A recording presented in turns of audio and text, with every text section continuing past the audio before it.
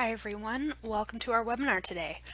This webinar is a presentation of CleanEnergy Group's Resilient Power Project, and our topic for this webinar is ESyst, Optimizing Energy Storage Savings with Geli's new online tool. Our host for this webinar is Seth Mullendor. Seth is a project director here at CleanEnergy Group, and we are also joined by a guest speaker from Geli. Before I pass this over to them for their presentations, I'd like to go over a few quick housekeeping notes.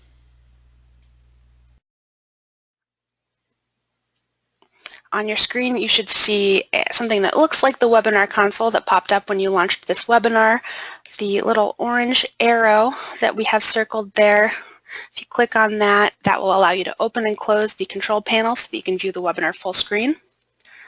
A note about the audio portion of the webinar, you have a couple of options to join that. You can either join using your computer mic and speakers, which is the default option, or you can select telephone and call in. You'll be given a call-in number to dial if you do that. A very important note, we ask that you please submit your questions as you think of them throughout the webinar by typing them into the question panel on your webinar console and hitting send.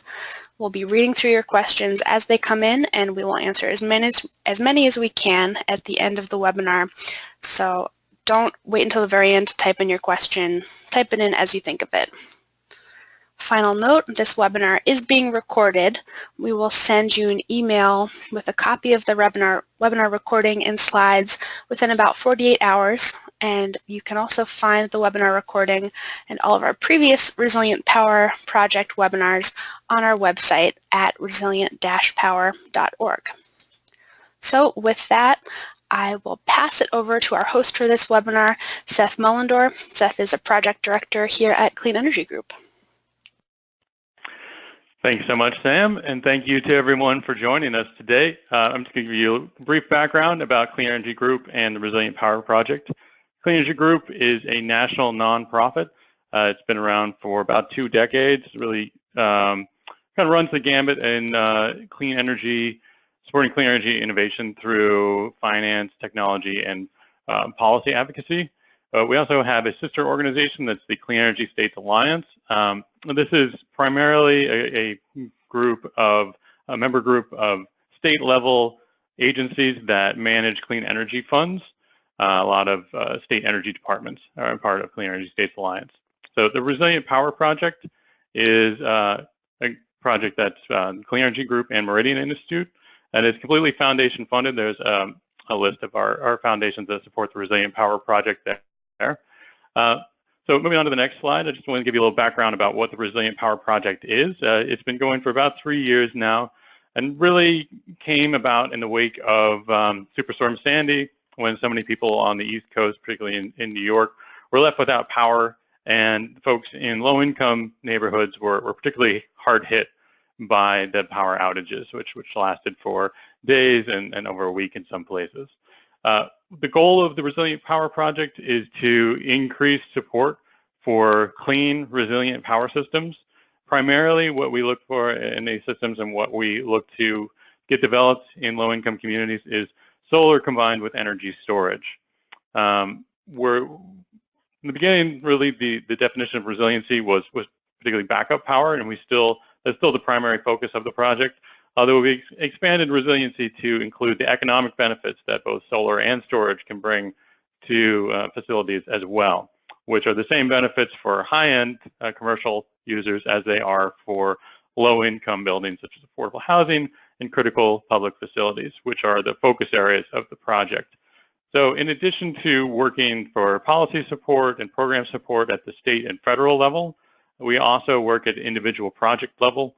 We have a small technical assistance fund and provide high-level technical assistance and some technical analysis that we're going to be talking about during this webinar and expanding our capabilities using the great tool that Geli developed. We put out a lot of webinars to try to get out information about resilient power systems.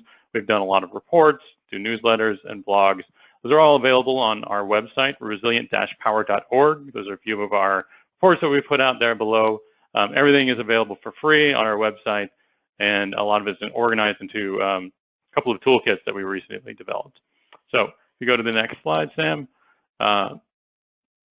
this is just a shot of our website.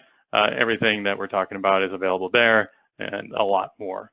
So with that, I would like to introduce our guest speaker for today. We're going to start things off with Andrew Krolowitz, who leads the market and corporate strategy at Geli. Geli is a provider of end-to-end design and automation software solutions for the energy storage industry.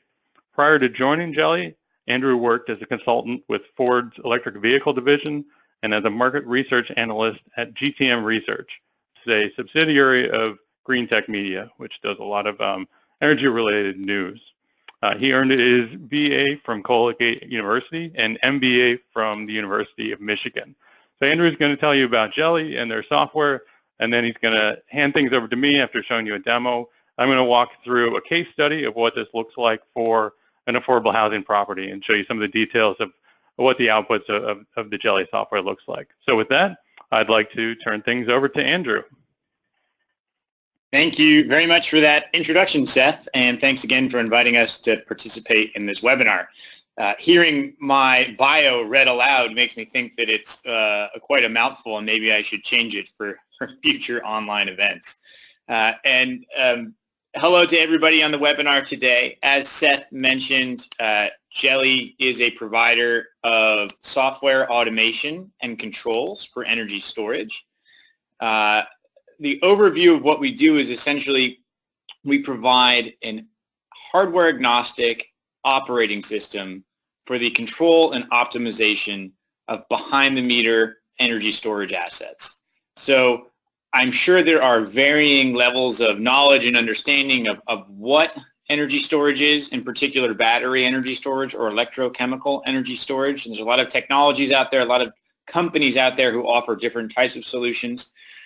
Geli only provides the software, and our focus to date has been on residential and commercial behind the meter energy storage and energy storage paired with solar PV.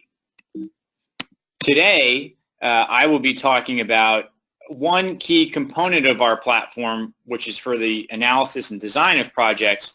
But what makes Geli unique in the energy storage ecosystem is the fact that our software tools and services span the entire life cycle of a project. So we start with analysis and design, which we'll talk about a lot today. But once a system goes in the ground, our same software algorithms will then control that system, and then whoever owns, operates, or manages that system has access to it via our cloud management platform. And what is really important about this is that unlike solar, which is relying upon the sun to achieve performance, and the sun is a pretty well-known entity, energy storage doesn't have that same natural motivator for the performance of its components. So software, in a nutshell, is the sun that rises and sets on a battery, and we're working to make it as transparent and easy as possible to get a project from ideation into runtime in the ground.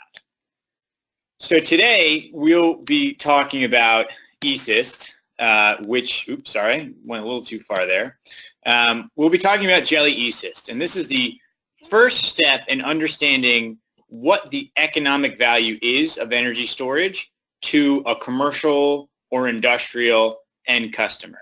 And in the case of today's webinar, this is also applicable to multifamily housing communities because a lot of these facilities are on commercial and industrial tariffs. So what this tool allows is for any project developer or energy manager to upload certain specific types of data and then understand what type of energy storage or solar plus storage system might provide a positive economic outcome for that customer facility. Before we dive into the case studies and the demos, there's one really important topic that we need to cover to unpack why energy storage paired with solar has a lot of potential to alleviate high energy costs for commercial, industrial, multifamily, really any type of non-residential energy consumer. Again, I know there's probably a lot of folks with varying degrees of knowledge of the energy industry on here. So for some of you, this may be basic, but for others, this may be completely new. For non-residential customers, meaning not a homeowner, your energy bill is typically delivered in two components. One component is energy, the kilowatt hours that a home or business or any facility consumes over the billing period, which is typically a month. In this graphical representation here, which is a highly simplified and over-stylized load profile, energy equates to the blue area underneath the curve, and it is billed volumetrically. Now, some utilities will bill one price for energy at all times. Other utilities have multiple time of use periods for energy, where if you use it in the morning, it's cheap, but if you use it in the afternoon, it's expensive. But the same principle holds true across all energy charges. It is a factor of how many total kilowatt hours that a customer uses in the given billing period. There is a second, less well-known component of non-residential energy bills, and that is billing for demand, or otherwise known as demand charges. And demand in this case is represented in red. So here in California, where I live, and all across the country, many different commercial and industrial and multifamily housing energy customers are not only subject to energy charges, but they also must pay demand charges. Unlike energy charges, demand charges are based on one, two, or typically just a few peak demand events that occur in a month. And for this example, let's assume it happens once, because sometimes there may be multiple demand periods. But the way demand is measured is what was your peak power consumption over a 15-minute period. And so it doesn't matter if for the whole month your facility on average consumed only 5 kilowatts peak of energy. If at one time for some unknown reason you plugged in all your appliances and 10 EVs and turned on all the TVs, demand went up to 50, if only for 15 minutes, the facility would be billed for that 15-minute peak amount of usage, even though it's non-representative of the whole month. And these charges are significant. Here in California, a lot of non-residential tariffs have demand charges in excess of $20 per kilowatt per month, which means that if you look at a total energy bill, they can account for more than 50% of that bill. Why is that important? I will show you in a second. But essentially, that means that investing in solar, which works to negate energy consumption and nets out energy consumption, is less financially advantageous when there's no guarantee of an ability to reduce the demand at a facility, particularly if that demand comes after the sun has set. And so let me explain a little bit how solar and storage have that synergistic effect in the ability to reduce the peak consumption at a facility that is subject to demand charges. So what you are all looking at in front of you is a 12-hour representation of a building's load profile. This is a real building. We pulled it out of one of our redacted customer report, and we'll start on the left where it says baseline. So this chart, which takes us from 4 a.m. to about 8 p.m. on the x-axis, shows that this building's load, which starts in the morning less than 600 kilowatts, peaks at about 850 kilowatts on this particular day. And if there were no solar or no energy storage installed on the site, and let's just assume this was a representative peak day for this month, then this customer would have to pay whatever energy charges are associated with their consumption, as well as a peak demand charge of 850 kilowatts times whatever their going demand rate is. If you move to the right, and where it says solar PV only, we're now looking at this same load profile, but with a 500 kilowatt solar array modeled on top of their load. And what you can see here is that as the sun starts to rise in the morning, a little before 8 a.m., you can see that that net building's load starts to go down and actually bottoms out right at 12 o'clock, which makes sense since that's the middle of the day, and then tapers off as it goes into the evening. So that whole area in yellow, which accounts for energy consumption, would effectively come off that customer's bill, and they would not be subject to paying that to the utility. And you can see too that their peak is actually reduced by the solar from 850 kilowatts to 750 kilowatts. But one thing that you cannot guarantee with a solar system is that it will always be sunny, or that the solar system will always be on. Of course, inverters drop out occasionally. And so while there's potential to achieve demand reduction, and in no way can be guaranteed with solar alone. And finally, if we move to the image on the right, same load profile, but what we're now showing is what the load profile would look like if you added that 500 kilowatt solar as well as I believe a 100 kilowatt, 200 kilowatt hour energy storage system. And so the new additions to this chart are, in the morning, the battery charges off of the solar overgeneration, or the solar, just the solar generation in general. So it is taking away some of the solar savings that would have otherwise netted out the customer's bill. But where the real benefit comes is in those evening hours. So you can see that as the sun starts to set, the facility's peak is still relatively high. And this holds true for a lot of commercial, industrial, and multifamily housing facilities. You know, afternoon sun goes down, it may still be warm, or people are coming home from work. And here, the energy storage system can more effectively clip that shoulder peak and provide significant demand reduction and therefore financial savings to the customer. And so the final point I want to make here is, if you look from left to right, in the base case scenario, peak demand is 850 kilowatts.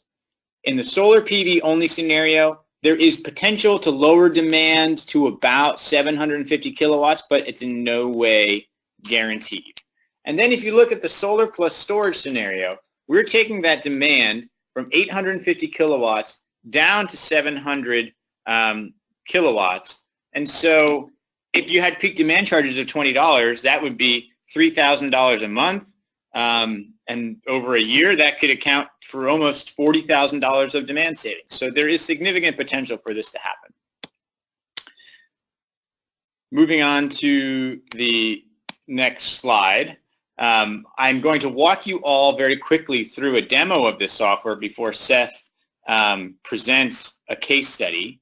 But effectively, what we'll do is we model a building to determine what size energy storage or solar plus storage system would work best for any given customer. There are three key inputs that you need to have, though, before you can determine what size system is best. First is a utility bill. You need to know what rate your customer is on. And this should very quickly tell you whether or not storage would be a good investment, because if they're on a non-demand rate, then storage probably isn't a good investment. The second is interval data. I'll talk about that in a second. And then the third is, if you're planning to put a new solar installation on the customer facility, then you'll need to have solar production data from a solar simulation tool such as PV Watts, ESyst, Helioscope. There are a number out there. But the real key ingredient here is interval data. For those of you who aren't familiar with interval data, interval data is effectively the time series data of energy consumption from a facility. It is typically measured in 15-minute increments, though some meters will deliver it in 1, 5, 10-minute increments and others up to an hour. Our software can handle all of these different time increments, but without this information, we can't know what the energy profile of that facility looks like. And so very quickly now, I'd like to show you all how this looks in our software, and this will help provide some context for what Seth will show you in the case study. So this is the dashboard for Geli ESyst. Geli ESyst is a free tool. Everybody on the webinar today can go sign up for it after the webinar and start using it immediately.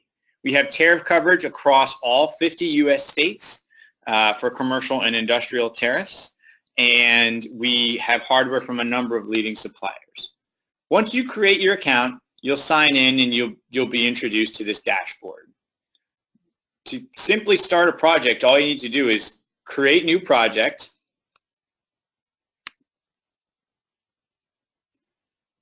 and then once you do that, you'll have to select a lead. So similar to a CRM, there's some basic functionality that needs to be inputted here just so that we can manage your leads effectively in here. Otherwise, it gets a little unwieldy. And so for the case here, we'll work through a fictional lead here.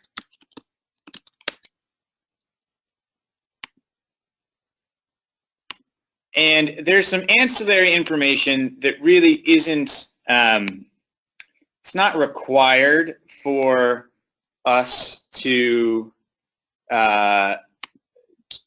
determine what the financial savings are for end customers. But as this tool is developed and gets better, we're able to draw conclusions across different types of customer classes. And so you select your facility type. But what's most important when setting up a project is what energy assets you would want to include at a client site. So energy storage by default is selected. But in the case of this webinar, you probably also want to select solar PV if you're going to add solar PV to a system. The reason for that being is that the synergy that I just talked about in demand reduction, as well as the fact that you can qualify for the investment tax credit. Geli energy applications are what automation will deploy at the site. So demand charge management is the primary motivator these days for non-residential storage and solar+storage systems. If you're in Hawaii, PV self-consumption is something that you would want to select because the utilities there do not allow export of solar. Once you set up the basic project, then you need to select hardware from a number of vendors. So Geli works across many different technologies, as I mentioned before. And in this tool, you can select from any number of options, which include large integrated products from companies like Delta, Dynapower, which is based not too far from CleanEnergy Group in Vermont.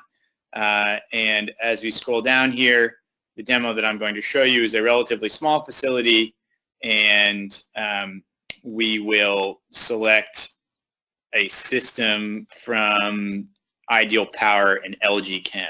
You can download spec sheets from all of these suppliers and compare and contrast in the tool. And another neat feature is if you are running a project and you want to request a quote from them, you can connect directly with the system suppliers. The next important step in running a project is selecting the tariff. As I mentioned earlier, you need to know what rate your customer is on.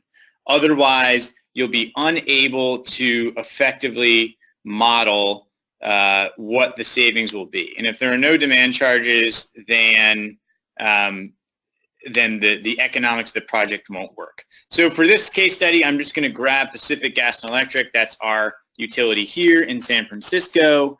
I will select a demand-based tariff as I scroll down in the tool here. As you can see, we have significant tariff coverage. and we will select E19. Great. There are a lot of sub-criteria often associated with non-residential rates. You do not have to fill these in. We can just work off of a base case assumption around the rate. But if you do have this info, it'll make the accuracy of our savings estimates greater. On the right, you'll notice that we also have some questions around how solar is treated, whether there's export allowed, whether there's retail net metering and how that's treated, or if there is a feed-in tariff type arrangement. Once you input that information, the next step is to upload the interval data.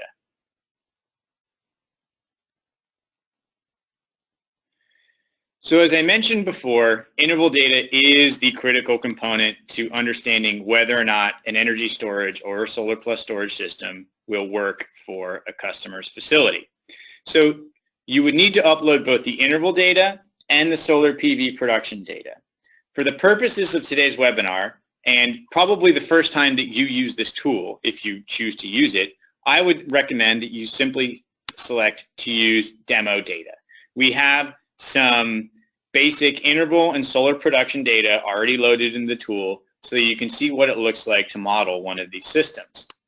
And so while I've selected that, what's going to happen is as we scroll down is you will see these visualizations at the bottom, which we call solar fingerprints. On the left is a facility baseline load, which I'll let Seth explain more in his case study. Then we overlay the solar PV production, and what we ultimately get is net load for the facility. Effectively, what does the energy consumption of that facility look like once you've already installed solar? We can then move on to bill analysis, where you're able to review and confirm that the customer has paid a certain amount of money before solar and after solar. This is really a sanity check to help you understand whether or not what you're seeing seems accurate. And it can show you exactly what the construct of their bill is. You know, how much of it is attributable to energy, how much of it is attributable to demand, and you can see if it's a time of use period where those charges come from. And then the final step in determining what the best size energy storage system is to input some system cost assumptions. So this actually has no bearing on what size system that we will recommend for you, but what it does allow you to do is change how you see the tax treatment of the system, your assumed costs for adding storage or solar to a project, what size your solar array is. If you've ever used any modeling tool, this should be a fairly straightforward walkthrough of just putting in your key financial parameters when modeling one of these deals. The one component I would like to draw your attention to is this little checkbox that says include solar demand charge savings post-storage. So if you're a solar project developer, you're probably saying to yourself, Andrew, I don't know how Geli is saying that you can include solar demand savings in a project pro forma. We've never done that before. Well, you're not wrong. A lot of solar developers are incredulous about solar demand savings, but some are including it, and this is an option for you to do that or not. The final step is to see what systems work best for your particular customer. And here, as we get to the final screen, here we are, you can see that ESyst, based on the interval data that was uploaded and your financial parameters, will recommend up to 6 systems that are most financially viable at the customer site.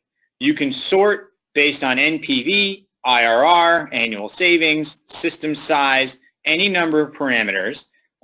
So in this case, we're sorting on NPV, you know, what provides the most value to the system owner, whether that's the customer or a financier. And just for the sake of the webinar, we'll select this system, which is 125 kilowatts, 450 kilowatt hours. And as you scroll down, you can see the associated financial performance with this system. We provide the Solar+Storage payback. We also disaggregate the payback for energy storage only and solar only. And you can see which components add up to that ultimate number. And then the final step in the process is to generate a report for both you, your financier, and your customer. And so you have to fill out this basic questionnaire that helps us to better qualify opportunities for our hardware partners. And then once you submit that, you get access to the analysis report. And so what you're seeing here, and Seth will go through this in his case study, is what the energy charges and demand charges look like before solar, after solar, and with Solar+Storage. And straight out of this page, you can request a quote from LG Chem or whoever the OEM is that you selected. You can download a fully working financial model from the tool, and you can build an analysis report that's a nice PDF report that shows you pretty much a breakdown of everything that we just walked through, including graphical representations of what the customer's load will look like before solar and storage and after solar and storage.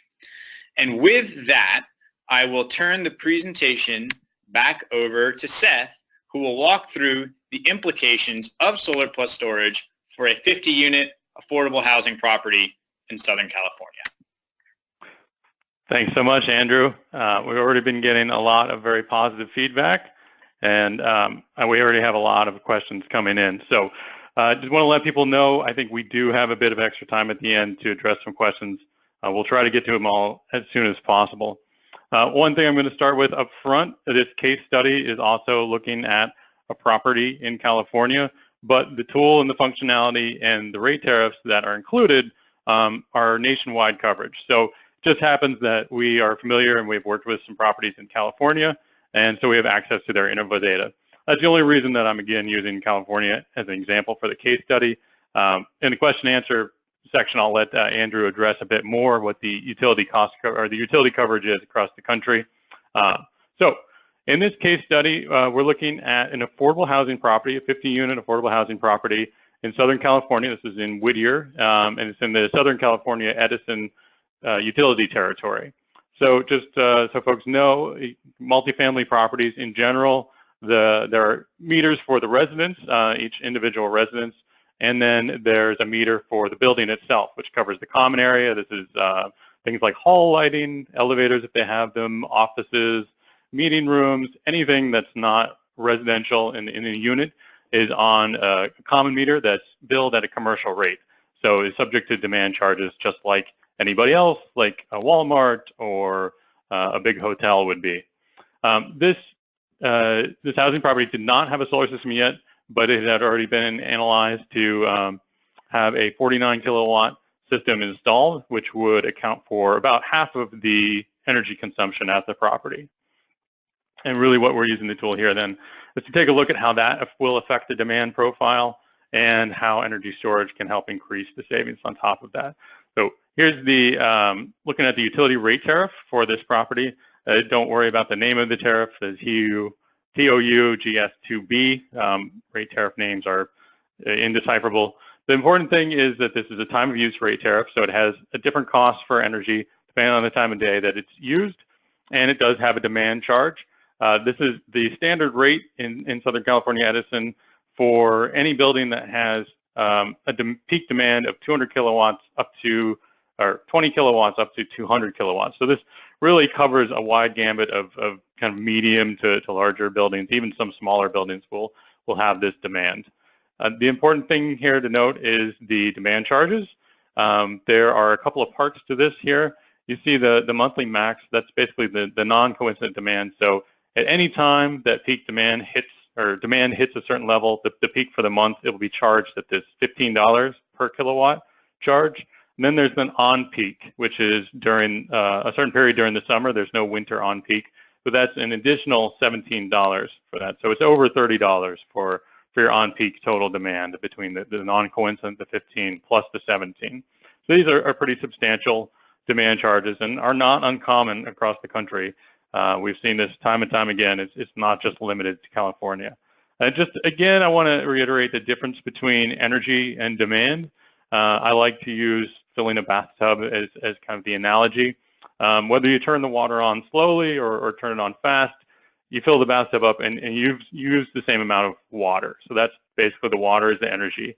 If you just let it go drop by drop, that's going to be very low demand. But if you fill it up as fast as you can, that's your high demand. So it's the rate at which you're using water in this case and using electricity is what your demand is going to be. Sometimes it's a difficult concept for people to sort out.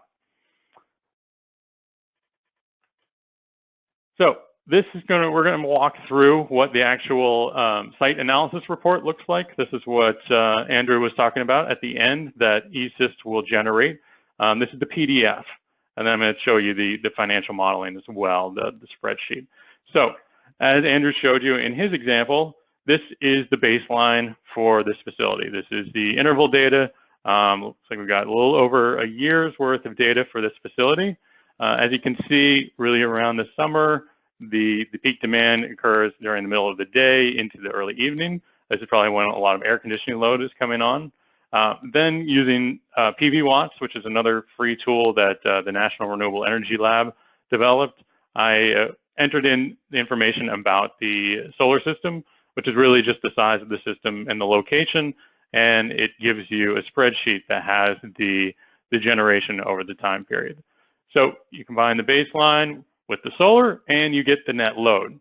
As you can see, things pretty well get blacked out in the middle of the day. You're offsetting all the consumption in the middle of the day, but in the morning and the evening, you still have quite a bit. You can see, particularly around September, a lot of peak are still occurring in the evening, and we're still getting up to 30 kilowatts for the peak demand.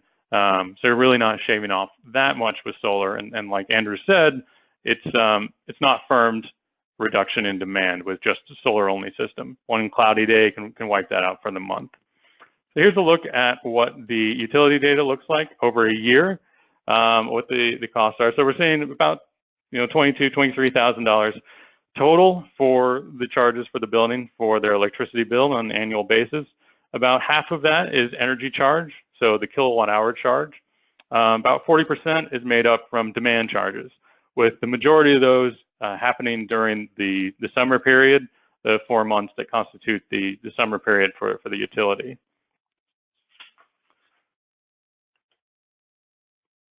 So let's look at what the proposed solution is for this property.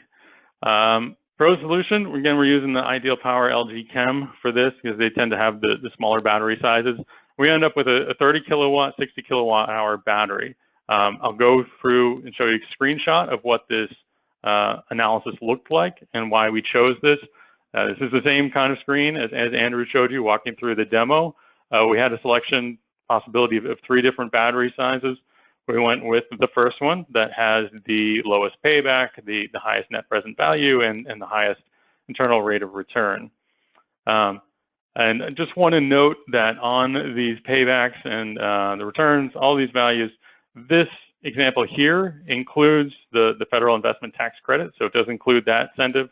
It does not include any other incentives, so it doesn't include California's energy storage incentives or any sort of solar incentive. Just to have a note of contrast, the storage system itself had a payback of about 6 years, a little bit less than the total solar and storage project, and the solar project had a payback of 10 years. So really the energy storage helped reduce the payback of the solar project. The combined system is a little bit higher than just the one, but that's because the solar payback is a bit lower in this case. Now I'm going to walk you through a really cool part of this report that you get. It pulls out a day each month to take a look at what the actual load profile looked like before and after the solar and energy storage systems from the original load. So the original load is actually this gray here that you can see in the February graph. In the January 2nd, you can see that the original load is actually behind the post-solar load. This is because it must have been a very poor day for solar. It was probably cloudy and overcast. Solar didn't actually do anything. What you see with the blue line here, this is the energy storage coming in and knocking off that demand. So it's acting throughout the day to lower peak demand. You can see that it dropped it from probably about 35 kilowatts down to around 23 kilowatts for the day. So a pretty substantial reduction for that day. In February, you can see this is a typical solar production day. Solar comes in the early morning, knocks it down in the middle of the day to actually negative load there during part of the day when the solar is generating more than the building is using. And then it ramps off in the evening. And storage comes in, and it, again, cuts off these peak loads and makes sure that throughout the day you keep your peak load below a certain threshold and lower your demand charges for the month, doing that every day. So those are the winter months. Let's take a look at the summer months. Summer months, the solar is really quite dramatic and has a huge impact here. You can see both in July and August, solar really comes in and carves out a big trough during the middle of the day. The overall energy consumption for the building goes negative, pretty far negative for a little while during the day. And energy storage then comes in and lops off any remaining peaks that are in there and firms up that demand reduction throughout the day, lowering those demand charges. So now we get to what the site analysis looks like after solar and storage. You can see here that we've reduced the bill from 22,000 down to 11,000, so 50% reduction. I'll show you the numbers here in the next slide. Energy, we cut off about more than 50% of the charges because a lot of the production happens in the middle of the day when the time of use rates are the highest. So even though the system only cuts off half of the energy, it's cutting it off at the most expensive times of day, so it lowers the bill by more than 50%. Demand reduction, we have about a 50% reduction in demand. This is a combination of both the solar and storage acting together. No fixed charge savings because it's still on the same rate tariff. You didn't change any metering requirements or anything like that. So fixed charges are the same. Total for about 50% reduction in costs. So what does this look like as far as the lifetime of the project? You can see here, starting off with the original cost of capital of the system and the savings affecting over time. So about 7 years, you see that the savings of the system go positive and continue throughout the lifetime. This is showing 20 years. The IRR, I believe, was based on a 15-year potential for the project. So the savings over time, net present value of almost $60,000. Another very great feature of the Geli tool and the report that they give you is this battery health, which comes at the end of the report. A lot of people are worried about, okay, I'm cycling my battery a lot. What does that do to the capacity and how the battery is able to act over time and the health of the battery over time? So this is what it's plotting here. We're starting off at this 100% capacity over time, and then the reduction in the life of the battery, or the capacity of the battery over the lifetime. Going out 20 years, we see it's about a 10% reduction in the capacity.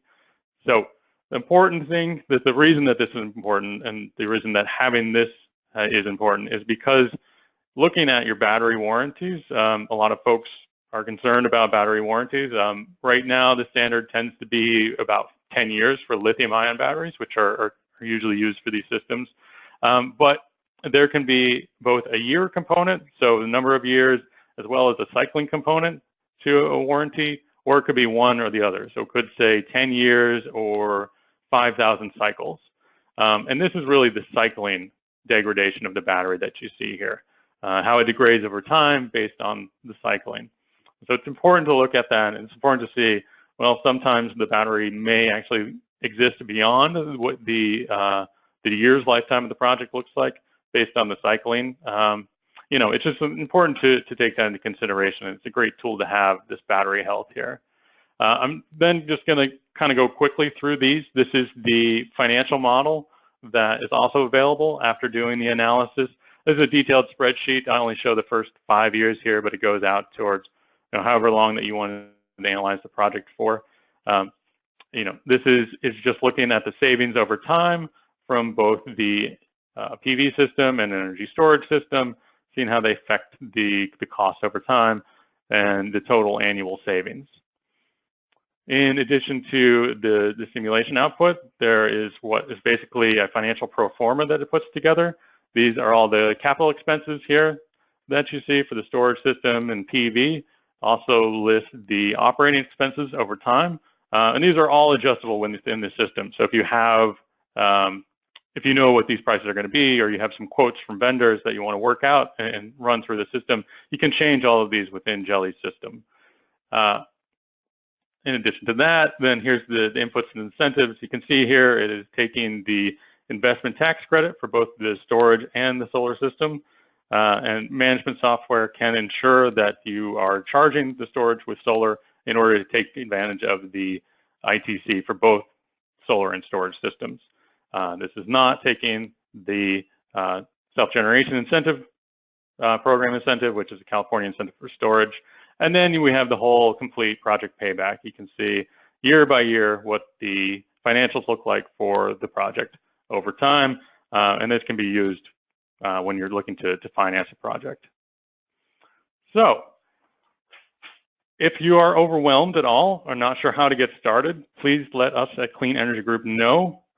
We are, as I said in the beginning, we are focused on low-income neighborhoods, low-income communities, disadvantaged communities, and we are offering our free technical assistance to nonprofit organizations to help them learn how to use ESyst and help them get started analyzing properties, how to get the data together, how to figure out the different inputs for ESyst, and how to go about analyzing a project.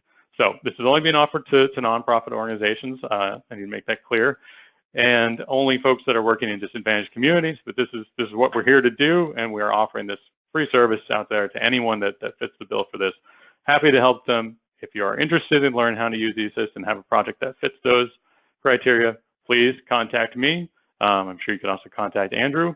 But this is what I'm here for and what I'm here to help to do. Me and my team will help you walk through the process. So with that, I am going to open up things to the Q&A. We have a bunch of questions. Andrew, maybe off the bat, you can answer folks that are interested. There was some question, is this limited just to California? What is the rate coverage across the U.S.? You can address that to start things off. Sure, and thanks for that great case study, Seth. You clearly know what you're talking about, and that was a great explanation of how exactly it works for the facility and what our software does. So tariff coverage is the question. Geli has partnered with a company called Genability. Some of you may be familiar with Genability, some of you may not, but their business is to maintain a rate database for the entirety of the United States as well as a few international markets. So in Geli ESyst, you will find tariffs from more than 1,300 different utilities. There are more than 1,000 utilities in the U.S., and we have more than 10,000 individual commercial and industrial rates. One thing to note, however, is that not all rates have demand charges. So again, when I said you have to review the bill to make sure that your customer or client has demand charges, if you select a rate that doesn't have demand charges, then the tool will throw a little warning saying this rate doesn't have demand charges. But we have almost comprehensive 50-state coverage. And I'm just going to add to that, it is surprising, if you're not the facility manager yourself and you're working with somebody, how often people don't know or don't think they have demand charges when they actually do. We've run across this again and again. Sometimes people just think it's a fixed charge that they can't do anything about. That's not true. You can. And this is how you look at that and see what the potential for savings are. So another question we had come in is, what about systems that already have an existing PV system? How can Geli be used to analyze that, just adding storage to an existing system? And in that case, can Geli, the tool ESyst, account for an older solar system, say one that's already 10 years old and not as efficient as a new system?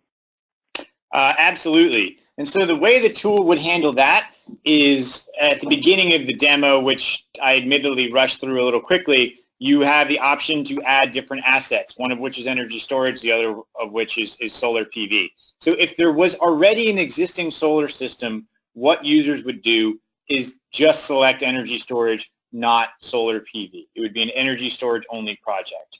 And the way this would work is when the user uploads the energy data or the interval data, the solar production will inherently be accounted for in that interval data. And you will essentially end up with that third heat map. So we had the three heat maps, the baseline, the solar production, and then the post-solar heat map.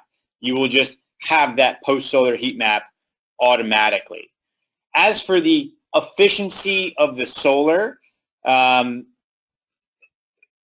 there's two considerations there. One is that degradation is already inherent in the production profile that we're seeing, and so it is what it is, and it's not really going to change. The second is in the financial inputs, there is a solar section where we ask folks to put in what their assumed degradation rate is for solar. So most solar developers will put in, 0.5% per year. If you know differently about an older solar system, then you can change that if you expect the degradation to increase beyond that.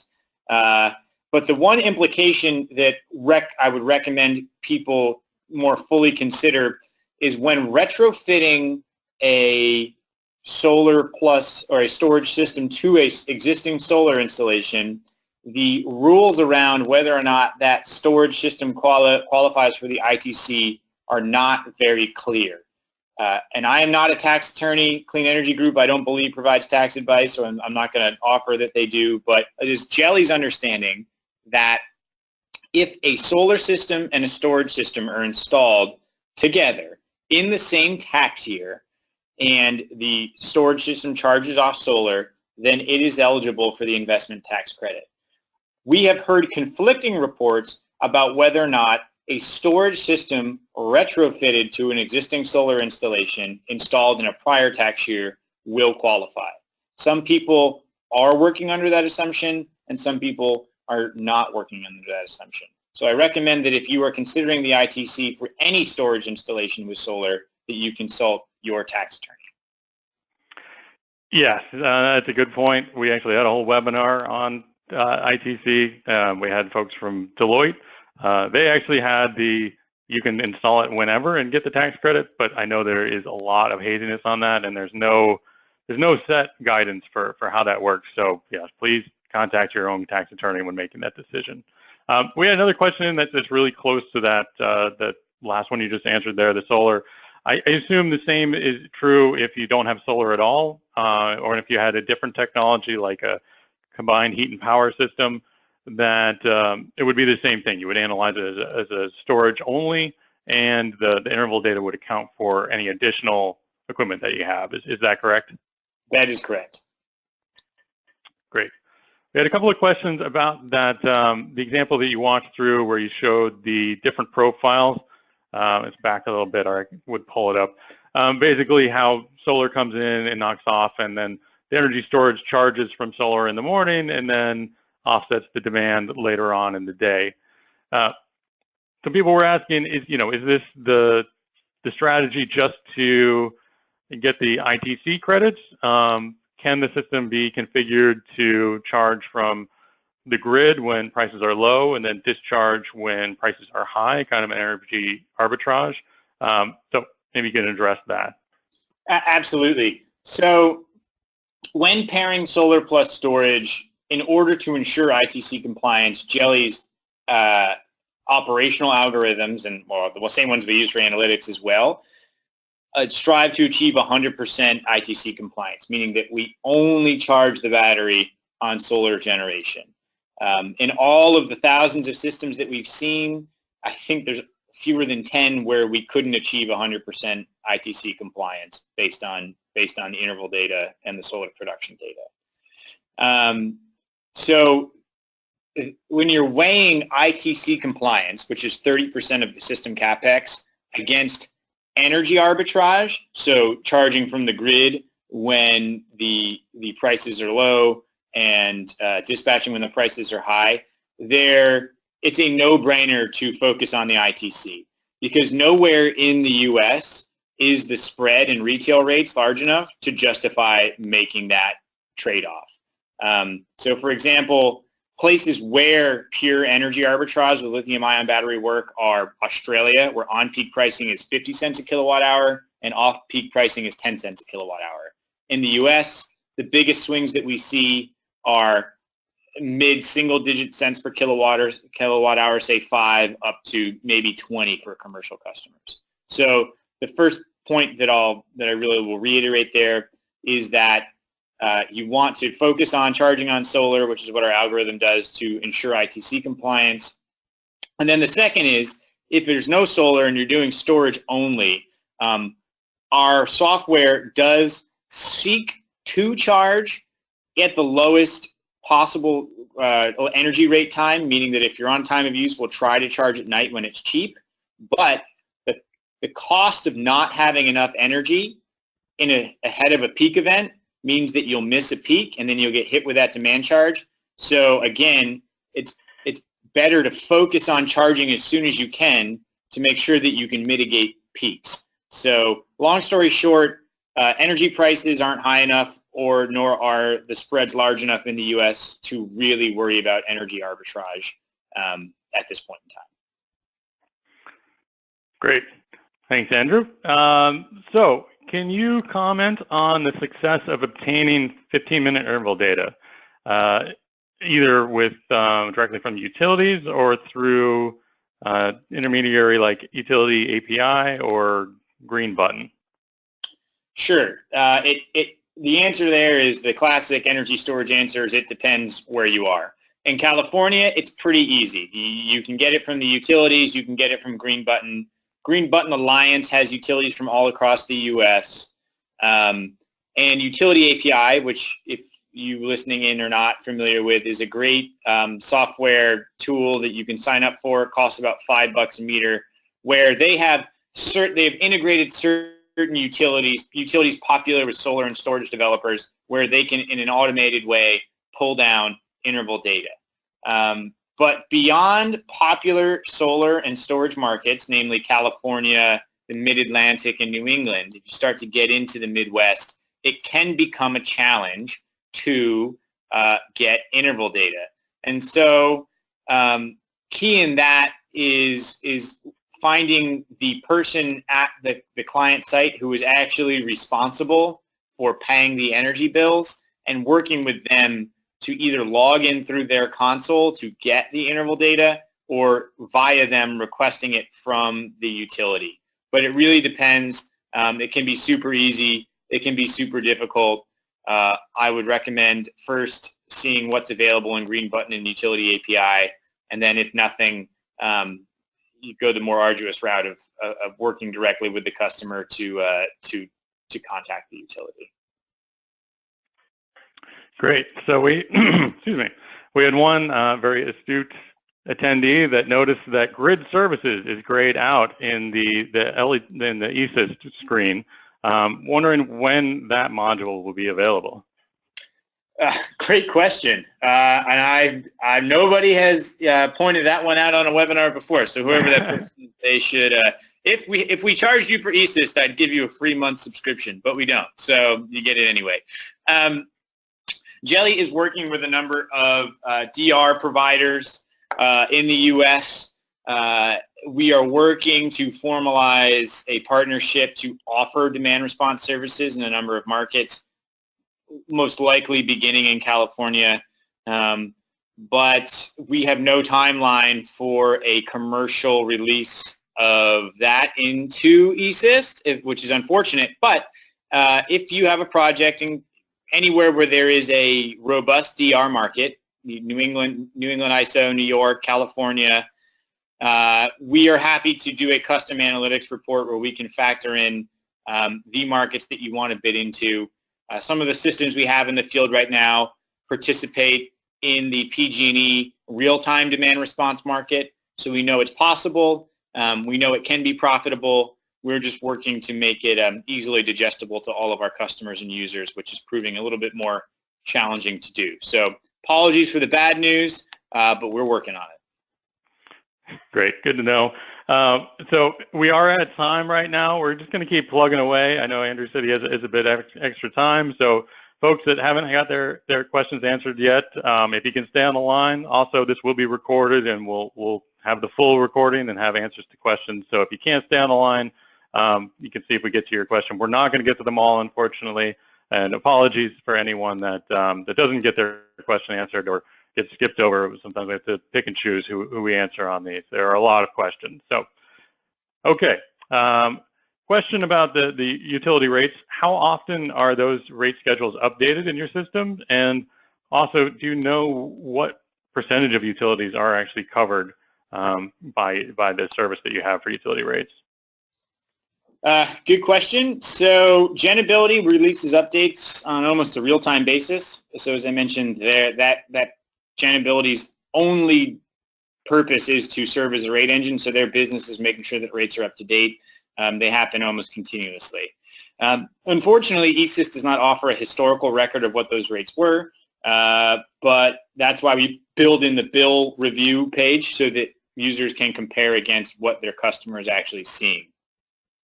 As for national coverage, I do not have a percentage number offhand, but that's something that we should ask GenAbility for.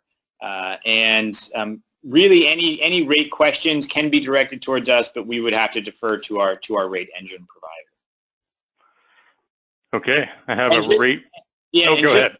Just to provide some context, it's not just us who uses GenAbility. It's companies like Tesla, SolarCity, Sunrun, pretty much all the major solar developers and installers in the U.S. are reliant on the same service. So we take confidence in their use of GenAbility, and that's one of the reasons we decided to go with them. Great. So here's a rate structure question. Can ESyst model demand ratchets that will impact demand costs during 1 year and future years' performance? That's a great question. And I imagine that probably comes from a listener in Hawaii, where there is a 12-month demand ratchet. Currently, ESyst does not model an annual demand ratchet. We know they exist, and it's actually on our roadmap to implement where they do, such as Hawaii. So there's no easy way to say, oh, this has a ratchet, you're not going to see these savings in year one. And for that, I apologize. A savvy developer should know that, okay, let's discount year one savings and push everything out a year. So short answer is no, but we are working to include that in future releases of the system. Okay, you guys got a lot of work ahead of you, it sounds like. So. Apparently. So here's a question. Demand charge mitigation requires prediction of load to optimize state of charge and to anticipate peak events. The algorithm that Geli uses will likely differ from the controller used in a project. So how do you account for that? Well, that is the reason that we also offer our automation software. So all of the systems that a user may size in ESyst are already integrated with Geli's automation capabilities. And so when you request a quote from LG Chem or from Dynapower or any of the folks who are in there, they will provide a quote back to you that includes Geli's software and site controller bundled. So if you're a user in ESyst and you don't actually intend to use Geli's automation software, then there's no way that you can be confident in the savings that we're projecting or what you're going to get. And there's the hook for why we offer this software for free, is we are working under the assumption that users developing projects using this software will ultimately deploy our automation solution once the project goes into the ground. So without that explicit link between your upfront analytics and your automation software, financiers are going to be hesitant to finance projects when there's no clear connection. And then also the hardware suppliers are typically dependent on Geli to provide that automation solution as well. Very few of them have the robust automation capabilities that Geli has. I guess a great example of that would be if you just bought a Dell computer without Windows, what could you do on that computer? It's the same thing if you buy a battery and a power converter. What can you do without Geli? Great. Is it possible, or does it currently model coincident demand reduction? And if not, is that another thing that's on the to-do list? That is on the to-do list. So coincident demand reduction is something that we're aware of. in states such as Massachusetts, as well as others. And we are working with partners on performing custom analysis for modeling just that. And when we have it boiled down to an easy-to-digest science, we will also enable ESyst with that. So if you are doing a project in a state where customers are billed on peak facility charges as well as coincident demand, we can run those analytics for you on a custom one-off basis. Great. So, I think I've got, let's do a few more questions here. I'm just going to pick the next three that are up here. And then I think we'll sign it off. Is there a maximum size limit that can be modeled either on demand or consumption basis over any sort of period? Is there any limitations to the size of a system that can be modeled? Just in terms of what's offered by our system supplier partners. So the LG system that you modeled, Seth, was pretty small, 60 kilowatts, I think, or maybe it was 30 kilowatts. And then some of the other systems from folks like Dynapower and SunGrow and Lockheed Martin will go up to about 1 megawatt to 2 megawatts. So that's the general size range that we see. If you have a commercial facility that needs a 1 megawatt energy storage system, that those commercial facilities don't get much larger than that, really. So we've got a pretty broad swath of the market covered. What it won't do is any utility scale modeling, of course. This is all for behind the meter opportunities. Okay, and is it all lithium-ion batteries? At this point, it is all lithium-ion batteries. Geli has worked with a number of non-lithium-ion batteries, including lead-acid, flow batteries. But from our experience, when doing a high-power application such as demand charge management, those types of technologies are not well suited for the types of projects being modeled in ESyst. Gotcha. Okay. Are REC values included at all in the financial analysis for solar? Can they be modeled? REC values are not included, but that is why we give a detailed output of the kilowatt hours and kilowatts consumed and exported. So if you are working in a REC market like Massachusetts or Maryland or anywhere really where you're compensated not just on the energy but also on production, then if you have your own model, you should be able to factor those numbers in pretty easily. One thing that Geli does not want to do is to make projections about what the value of this project may be beyond the basic operational capabilities. We are experts on storage software and not on REC trading. Got it. So I'm going to ask one more question just about the software and how it works. There was a question, it's a new project can be shared with collaborators. Is there a way to do that within the software, or is it just a matter of kind of sharing the outputs? The output, you'd have to just share the outputs. You're also free. I mean, it's not by no means we're not, a lot of people will sign in with a generic email from a company, so it would be sales@solarenergyco.com. So that's one way to share those reports. And then in the automation software, so once the system's up and running, there can be multiple accounts associated with the system. So for example, a Hannaford market gets an energy storage system. The energy manager can have access to that. The solar developer who installed it, who holds the OM account, has access to it. And the financier who fronted the money for the system can also have access to that to run reports. And you can read more about our automation technologies on our website. Great. Thank you so much, Andrew. This has been a really informative, this was a really great overview. Apologies to all the many questions that we did not get to. Our information is up there now, so please either contact Andrew or myself if you have any questions that you would like to get answered and you didn't. And with that, I want to thank everyone that joined us today, and I'm going to hand things back over to Sam for any parting thoughts. Thanks, Seth, and thank you, Andrew, for your presentation and for joining us today. So on your screen, you see some contact information for Seth and for the Resilient Power Project.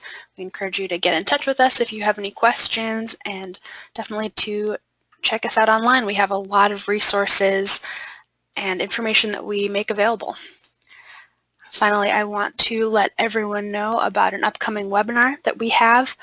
This webinar will be very interesting. It's called Solar Risk: How Energy Storage Can Preserve Solar Savings in California Affordable Housing. This webinar will be in June. It is free, just like this webinar was, and we hope that you can attend. And that's it for us today. Thanks everybody for joining us. We'll see you at the next one.